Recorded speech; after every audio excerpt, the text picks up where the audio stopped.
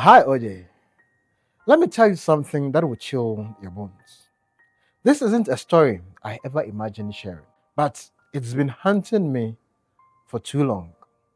This is how I lost myself chasing money by sleeping with my mom's dead body, a shortcut to my success. It started when I followed a man deep into the village, away from everything familiar. He took me to a random hut in the middle of nowhere. This is where I got rich, he told me. His voice so low, like he was letting me in on a secret. I believed him, OJ. He told me to go inside, and that's where I met her, an old woman with eyes that seemed like she could see right through me. She didn't wait for introduction.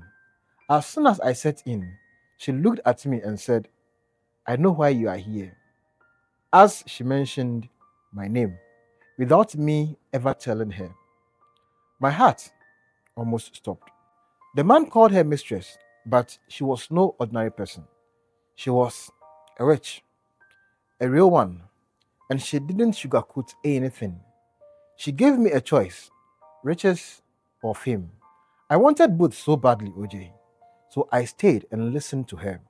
That's when everything turned dark. Hmm.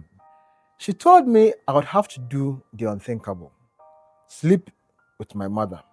My breath caught. My mother had been dead just 2 weeks ago. I asked her how such a thing was even possible. With a calmness that chilled me, she said I would need to dig up her body and do what has to be done. I wanted to run, OJ. My whole body screamed against it. But the desire for success clouded my mind. Before I knew it, I agreed. I still don't know if it was truly me in that moment or some force pulling my strings.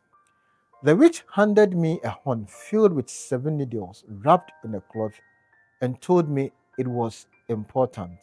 She also said I would need 7 friends to help me dig up my mother's grave at 2 a.m. It was an ugly thought, OJ, but when I asked my friends, they shockingly agreed without hesitation.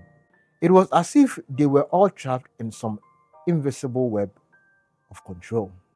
That night, we went to the cemetery.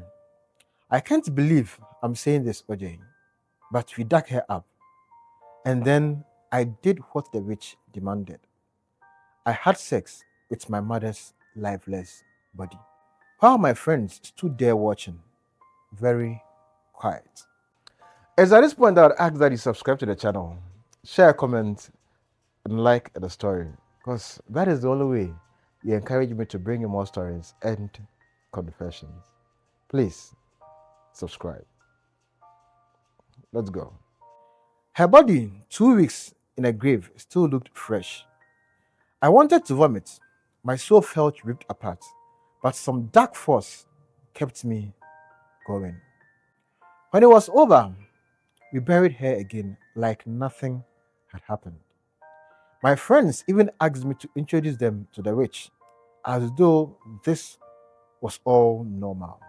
I left the graveyard feeling empty, full of regrets, but the deed was done. The next day, I went back to the witch, but she was gone. In her place was a 15-year-old girl who claimed not to know her. I didn't question further and returned home. That's when my life started unveiling. I thought I would gain rich or fame, but all I got was torment, nightmares. OJ, horrible, vivid dreams of my mother staring at me with empty eyes. Her face haunted me every night. I couldn't sleep. I couldn't eat. My mind was a battlefield, and I was losing. I ran to the city, thinking distance could save me, but life in the city was harder. I was homeless, scavenging for food, washing dishes to survive. One day, I helped a wealthy woman who was being harassed on the street. Grateful, she took me in. For the first time, life seemed to turn around. She gave me food, shelter, and everything I had needed. But peace was an illusion, OJ. My mother's image followed me there too. One night, I confided in a woman and showed her the horn that the witch had given me. Her face changed. She promised to help me, but then I started hearing whispers in my head.